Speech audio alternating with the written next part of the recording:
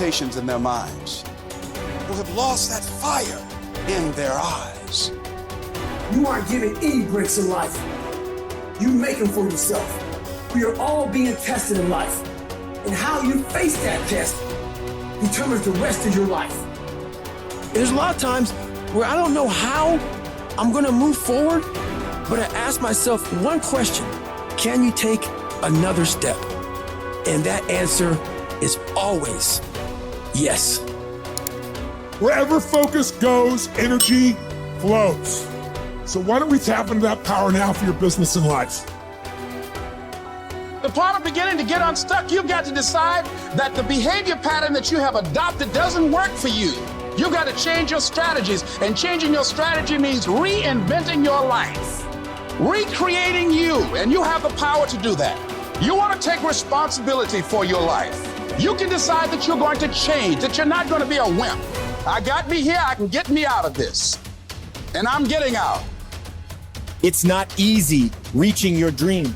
It's not easy to achieve a happy and fulfilled life. It's not easy getting up every day, fighting, going through the daily struggles, getting rejected constantly, getting laughed at all the time, going through trials and tribulations, facing the pain of defeat over and over again.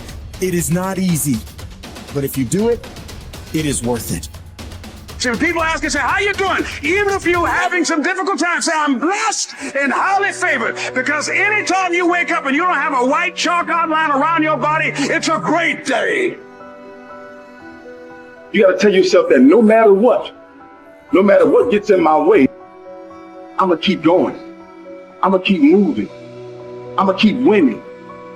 I'm going to keep surviving. It's everything that you want, because you went through that pain of that journey. It felt like he wanted to just knock you down and say, you know what? You can't do it. Understand that it's going to be trials and tribulation. That we'll have storms, but they will have sunshine after the rain. But that depends on you and how bad do you truly want it. Nothing in life will hold you back if you trust in yourself and you trust in the process. And at the end of this race, guys, you're going to be more capable. Through that effort, builds the character, the person you want to be at the end. Accept that. And so I say to you, it's possible you can live your dream. If it's becoming a diamond, if it's having more, it's achieving more, it's possible you can live your dream. It's necessary that you have a plan of action, that you're resilient, that you stick to, that you have the vision and never give it up, that you become creative and relentless and keep on coming back again and again and again, and that it's you got to take personal responsibility to make it happen. And when life knocks you down, jump back up and say, it's not over until I win.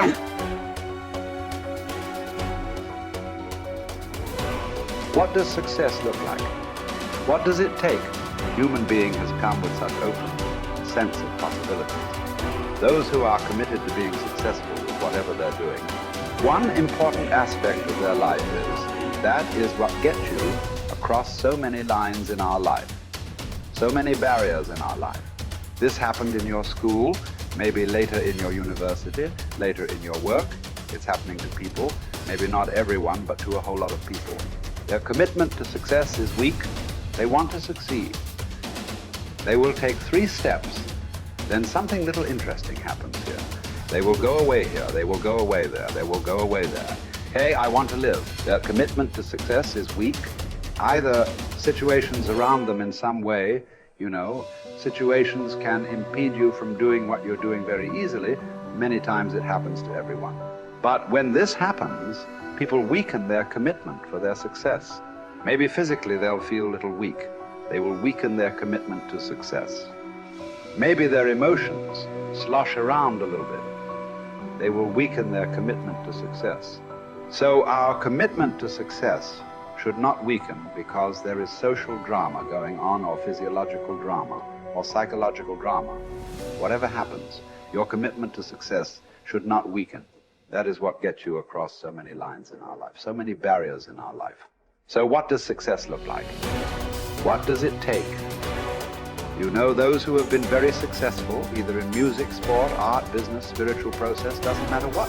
Those people never know when they ate, when they slept, when they got afternoon rest. I have not seen such a thing in my life. So those who are committed to being successful with whatever they're doing, one important aspect of their life is they're not settling down where it's very comfortable. Because comfort will happen when they lower you to the grave very comfortable. Have you seen how comfortable they are? Once they're dead, if you throw them there also, they're comfortable. If you lower them, they're comfortable. Right now, it's about ensuring that there is profoundness of experience and there is impactfulness of activity. Because if they had given you a limitless amount of time, you could do all those things, nothing wrong. I'm not against it. But they gave you such a little time with such tremendous potential of being human. That's the problem.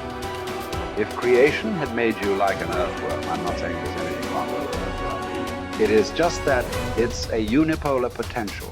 It can only do that much. An earthworm is not thinking of climbing a tree because it knows it'll be picked up by the birds. It never has such aspirations. It just wants to recycle the earth. You know, it is beneficial to so many other lives, including us, but its objective is very clear: to eat and to reproduce and to die. Very clear objective. That purpose to fulfill, he strives. I don't think he sleeps in the afternoon.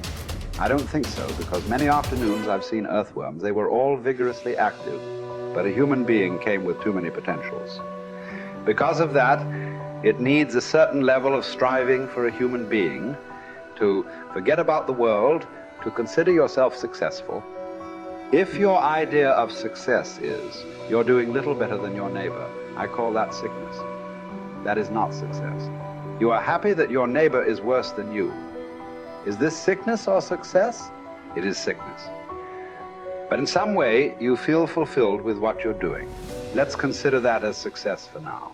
It doesn't matter whether you're better than somebody or worse than somebody. That question should not even come up in your mind.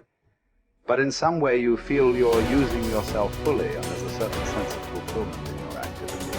Well, if you're capable of just closing your eyes and simply sitting without any activity, that's fantastic. But you cannot do that. You cannot do that right now.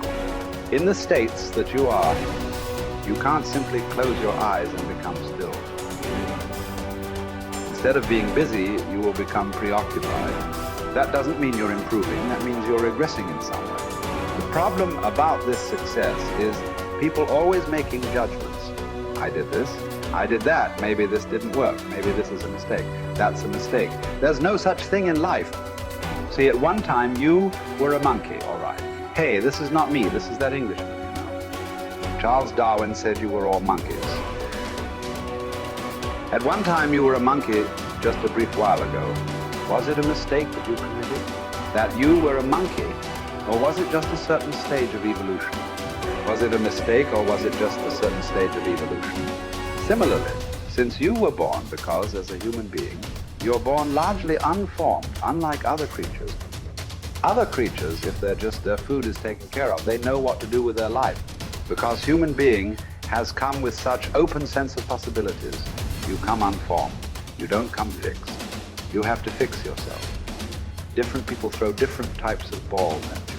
From all over, your parents, your teachers, the school, the neighbors, and society and the world throws all kinds of things at you. To gather all this muck and make something worthwhile out of yourself is your business. That's your success. It doesn't matter whether somebody thinks you're worthwhile or not. You feel you are a worthwhile life.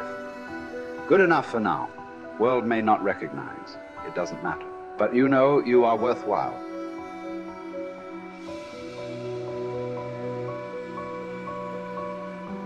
It's hard to say what the soul means metaphysically because, say beyond the confines of a single human being, we do have this sense that the soul can expand itself into something that's greater than it has been. It has this capacity for growth. And we do have this sense that the soul can expand itself to the point where it's enlightened, for lack of a better word, that it's working as efficiently as possible to transform everything that's unnecessarily painful and malevolent about the world into what's positive and good. And that it does that as a consequence of confronting the world with courage and truth. And I think that's right. And I do think that means that the soul participates in something eternal, which is the attempt of being itself to transform what's unnecessarily painful and malevolent into what's good, and that human beings actually do participate in that, and that that's part of the reason that our ancient tradition insists that we're made in the image of God. And I think that it's a mistake to underestimate the importance of that, because I don't think that you can live a life of sufficient profundity to protect yourself from being corrupted by suffering and malevolence without adopting a responsibility that's commensurate with that set of ideas. I think that you either orient yourself upward, to the star above the horizon, and try desperately to improve the structure of being, or you work at counter purposes to it and make things worse. I don't think there's a middle ground. In fact, to the degree there is a middle ground, it tilts towards the negative, because people who try to occupy the middle ground